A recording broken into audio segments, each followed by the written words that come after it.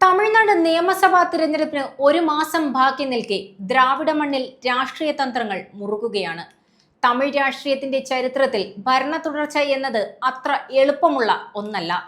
MGRനും ജയലളിതയ്ക്കും ശേഷം ആ നേട്ടം ആവർത്തിക്കാൻ ഒരുങ്ങുകയാണ് MK സ്റ്റാലിന്റെ നേതൃത്വത്തിലുള്ള DMK. 2026 നിയമസഭാ തിരഞ്ഞെടുപ്പിൽ അധികാരം നിലനിർത്തുക എന്ന വലിയ ദൗത്യത്തിലേക്ക് നീങ്ങുമ്പോൾ പാർട്ടി കേവലം ഭരണ നേട്ടങ്ങളിൽ മാത്രം വിശ്വസിക്കുന്നില്ല. മറിച്ച് തമിഴ് മണ്ണിലെ ഓരോ വോട്ടും കൃത്യമായി പെട്ടിയിലാക്കാൻ സെക്യുലർ പ്രോഗ്രസീവ് അലയൻസ് എന്ന സഖ്യത്തെ ഒരു മെഗാ മുന്നണിയായി അവർ വികസിപ്പിച്ചു കഴിഞ്ഞു. ദേശീയ പാർട്ടികൾ മുതൽ ചെറുകിട ജാതി സംഘടനകൾ വരെയും മുൻ മുഖ്യമന്ത്രി O പനീർശെൽവത്തെ പോലെയുള്ള മുതിർന്ന നേതാക്കൾ വരെയും ഇന്ന് ഈ സഖ്യത്തിന്റെ ഭാഗമാണ്. 2021 പിഴവുകൾ തിരുത്തിക്കൊണ്ട് DMK നടത്തുന്ന ഈ രാഷ്ട്രീയ നീക്കങ്ങളെ നമുക്കൊന്ന് വിശദമായി പരിശോധിക്കാം. 2021 തിരഞ്ഞെടുപ്പ് ഫലം പരിശോധിച്ചാൽ DMK സഖ്യത്തിൽ 10-ൽ താഴെ പാർട്ടികൾ മാത്രമേ ഉണ്ടായിരുന്നുള്ളൂ. Congress, ADMK, CPI, CPIM, VCK, IUML, Kongunadu മക്കൾ തുടങ്ങിയവരായിരുന്നു അന്ന് സ്റ്റാലിനൊപ്പം നിന്നത്. എന്നാൽ 2026 എത്തുമ്പോൾ ചിത്രം പൂർണ്ണമായും മാറി. കഴിഞ്ഞ ഏതാനും മാസങ്ങൾക്കുള്ളിൽ 20-ലധികം പുതിയ സംഘടനകളെയാണ് DMK സ്വന്തം പാളയത്തിലെത്തിച്ചത്. നടൻ കമൽഹാസന്റെ മക്കൾ നീതി മയ്യം സഖ്യത്തിൽ ചേർന്നത് നഗരമേഖലകളിൽ വലിയ ഊർജം നൽകും. ഇതിനു പുറമെ മനിതനേയ ജനനായക പാർട്ടി, മനിതനേയ മക്കൾ പാർട്ടി, SDPI തുടങ്ങിയ മുസ്ലിം സംഘടനകളും സഖ്യത്തിലുണ്ട്. ഇതിൽ ഏറ്റവും വലിയ രാഷ്ട്രീയ ചർച്ചയാകുന്നത് വിജയകാന്തിന്റെ DMDK ആദ്യമായി DMKയുമായി കൈകോർക്കുന്നു എന്നതാണ്. ആദി തമിഴർ പേരവൈ, പുതിയ കാതൽ പേരവൈ, തമിഴ് പുളികൾ പാർട്ടി തുടങ്ങി ദളിത് വിഭാഗങ്ങളെ പ്രതിനിധീകരിക്കുന്ന നിരവധി പാർട്ടികളും ഇപ്പോൾ ഈ മുന്നണിയുടെ ശക്തിയാണ്. എന്തിനാണ് ഇത്രയധികം ചെറിയ സംഘടനകളെ DMK കൂട്ടുപിടിക്കുന്നത്? അതിന് കാരണം 2021 തിരഞ്ഞെടുപ്പ് വിജയത്തിലെ നേരിയ വ്യത്യാസങ്ങളാണ്. അന്ന് DMK സഖ്യം 159 സീറ്റുകൾ നേടിയെങ്കിലും ഇതിൽ 43 സീറ്റുകളിലെയും ഭൂരിപക്ഷം 10,000 വോട്ടുകൾക്ക് താഴെയായിരുന്നു. ഇതിൽ 3 മണ്ഡലങ്ങളിൽ 1000 വോട്ടിന് താഴെയും 14 സീറ്റുകൾ 1000 മുതൽ 5000 വോട്ടുകൾക്കും 16 മണ്ഡലങ്ങൾ 5000 മുതൽ 10000 വോട്ടുകൾക്കും ഇടയിലുള്ള ഭൂരിപക്ഷത്തിലാണ് നേടിയത്.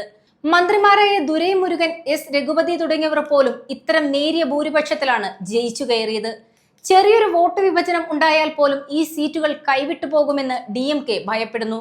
ആ വിടവ് നികത്താനാണ് 1000 മുതൽ 5000 വരെ വോട്ടുകൾ നിർണായകമായേക്കാവുന്ന ചെറിയ സമുദായ സംഘടനകളെ അവർ ഒപ്പം കൂട്ടുന്നത്. ഇതിന്റെ ഒരു ഉദാഹരണമാണ് മന്ത്രി S രഘുപതി പ്രതിനിധീകരിക്കുന്ന തിരുമായം. 2021 അദ്ദേഹം ജയിച്ചത് വെറും 1382 വോട്ടുകൾക്കാണ്. അന്ന് അവിടെ AADMK 2ാം സ്ഥാനത്തെത്തി. എന്നാൽ ശ്രദ്ധേയമായ കാര്യം അവിടെ മത്സരിച്ച വീരമുത്തയ്യർ മുന്നേറ്റ സംഘത്തിന്റെ നേതാവ് K സെൽവകുമാർ 15,144 വോട്ടുകൾ നേടിയിരുന്നു എന്നതാണ്. അതായത് ആകെ വോട്ടിന്റെ 8.7%. സെൽവകുമാർ ഇപ്പോൾ DMK സഖ്യത്തിലാണ്. ഇതോടൊപ്പം 1356 വോട്ടുകൾ നേടിയ കമൽഹാസന്റെ പാർട്ടിയും കൂടെ ചേരുമ്പോൾ അവിടെ DMK സുരക്ഷിതമാകുന്നു. പുതുക്കോട്ടയിലെ മുത്തരയ്യർ സമുദായത്തിന്റെ പിന്തുണ ഉറപ്പാക്കുക എന്ന തന്ത്രമാണ് ഇതിന് പിന്നിൽ. DMK ജനറൽ സെക്രട്ടറി ദുരൈമുരുകൻ 1996 മുതൽ കൈവശം വെക്കുന്ന മണ്ഡലമാണ് കാട്പാടി. എന്നാൽ കഴിഞ്ഞ തവണ അദ്ദേഹത്തിന്റെ ഭൂരിപക്ഷം വെറും 746 വോട്ടുകൾ മാത്രമായിരുന്നു. അദ്ദേഹത്തിന്റെ ആരോഗ്യസ്ഥിതി സംബന്ധിച്ച അനിശ്ചിതത്വങ്ങൾ നിലനിൽക്കുന്നതിനാൽ മണ്ഡലത്തിലെ വോട്ടടിത്തറ ശക്തിപ്പെടുത്താൻ DMK വലിയ താല്പര്യമാണ് കാട്ടുന്നത്.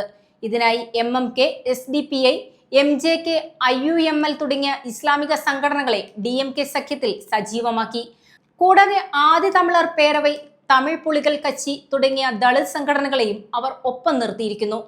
ഈ ചെറിയ ഗ്രൂപ്പുകൾക്ക് 1000 മുതൽ 10,000 വരെ വോട്ടുകൾ അധികമായി എത്തിക്കാൻ സാധിക്കുമെന്നാണ് നിലവിലെ കണക്കുകൂട്ടൽ. AADMKയുടെ പരമ്പരാഗത കോട്ടയായ കൊങ്കു മേഖലയിൽ കഴിഞ്ഞ തവണ DMK പതറിയിരുന്നു. ഗൗണ്ടർ, നാടാർ, ദളിത് വിഭാഗങ്ങൾ രാഷ്ട്രീയമായി വലിയ സ്വാധീനം ചെലുത്തുന്ന ഈ മേഖലയിൽ കരുത്ത് വർദ്ധിപ്പിക്കാൻ പുതിയ തന്ത്രങ്ങളാണ് പാർട്ടി മെനയുന്നത്. തനിയറൂസിന്റെ കൊങ്കു ഇളഞ്ചേർ പേരവയെയും പുതിയ ദ്രാവിഡ കഴകത്തെയും സഖ്യത്തിലെത്തിച്ച് ഇതിന്റെ ഭാഗമാണ്. കോയമ്പത്തൂർ സൗത്ത് മണ്ഡലം എടുത്താൽ അവിടെ BJPയുടെ വാനതി ശ്രീനിവാസൻ കമൽഹാസനെ പരാജയപ്പെടുത്തിയത് വെറും 1728 വോട്ടുകൾക്കാണ്. അന്ന് കോൺഗ്രസ് 3ാം സ്ഥാനത്തായിരുന്നു. ഇന്ന് കോൺഗ്രസും കമൽഹാസനും DMKയും ഒരേ സഖ്യത്തിന്റെ ഭാഗമാകുമ്പോൾ BJPക്ക് അവിടെ നിലനിൽപ്പ് കഠിനമാകും. കൊങ്കു മേഖലയിലെ സങ്കീർണമായ സാമൂഹിക ഘടനയിൽ വിള്ളലുണ്ടാക്കാൻ ഈ റെയിൻബോ സഖ്യം സഹായിക്കുമെന്ന് DMK കണക്കുകൂട്ടുന്നു. തെക്കൻ ജില്ലകളിൽ വിജയമുറപ്പാക്കാൻ AADMKയിൽ നിന്ന് പുറത്താക്കപ്പെട്ട മുൻ മന്ത്രി ഒ പനീർശെൽവത്തെ സഖ്യത്തിൽ ഉൾപ്പെടുത്തിയത് വലിയ ഞെട്ടലാണ് ഉണ്ടാക്കിയത്. മുക്കുളത്തൂർ സമുദായത്തിന് വലിയ സ്വാധീനമുള്ള തെക്കൻ തമിഴ്നാട്ടിൽ പനീർശെൽവത്തിന്റെ സ്വാധീനം വോട്ട് ബാങ്കിൽ വിള്ളലുണ്ടാക്കും. ഇതിനു പുറമെ നടൻ കരുണാസിന്റെ മുക്കുളത്തൂർ പുലിപ്പടൈ, മൂവേന്തർ മുന്നേറ്റ കഴകം, അഖിലേന്ത്യാ പശുമ്പൊൻ മുന്നണി തുടങ്ങിയ സംഘടനകളെയും DMK തങ്ങളുടെ പാളയത്തിലെത്തിച്ചിട്ടുണ്ട്. 2021 മധുര വെസ്റ്റ്, ഉസിലാംപട്ടി തുടങ്ങിയ മണ്ഡലങ്ങളിൽ ചെറിയ വോട്ടുകൾക്ക് പരാജയപ്പെട്ട ചരിത്രം തിരുത്താനാണ് ഈ കരുനീക്കം.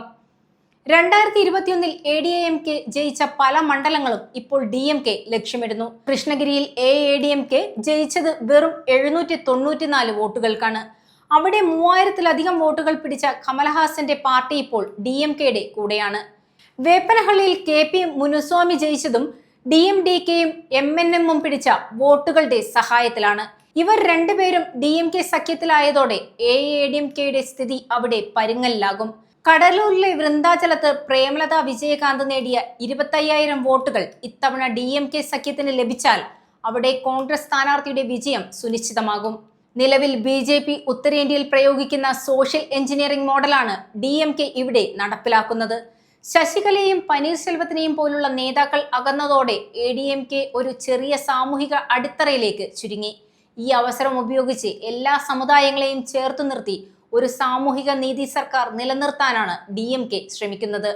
ചുരുക്കത്തിൽ 2026 തിരഞ്ഞെടുപ്പ് തമിഴ് മണ്ണിൽ ഒരു പുതിയ ചരിത്രം കുറിക്കാനുള്ള തയ്യാറെടുപ്പിലാണ്. ആദർശത്തെക്കാൾ ഉപരി വോട്ട് കണക്കുകളുടെ കൃത്യമായ ഏകോപനത്തിനാണ് DMK പ്രാധാന്യം നൽകുന്നത്. പരാജയപ്പെട്ട ഇടങ്ങളിൽ വിള്ളലുകൾ അടച്ചും ജയിച്ച ഇടങ്ങളിൽ കരുത്തു വർദ്ധിപ്പിച്ചും അവർ പട നയിക്കുന്നു. ഈ വിപുലമായ സഖ്യം തമിഴ്നാട്ടിൽ ഭരണ തുടർച്ച ഉറപ്പാക്കുമോ, അതോ ജാതി സംഘടനകളുമായുള്ള ഈ കൂട്ടുകെട്ട് തിരിച്ചടിയാകുമോ? കാത്തിരുന്ന് കാണാം.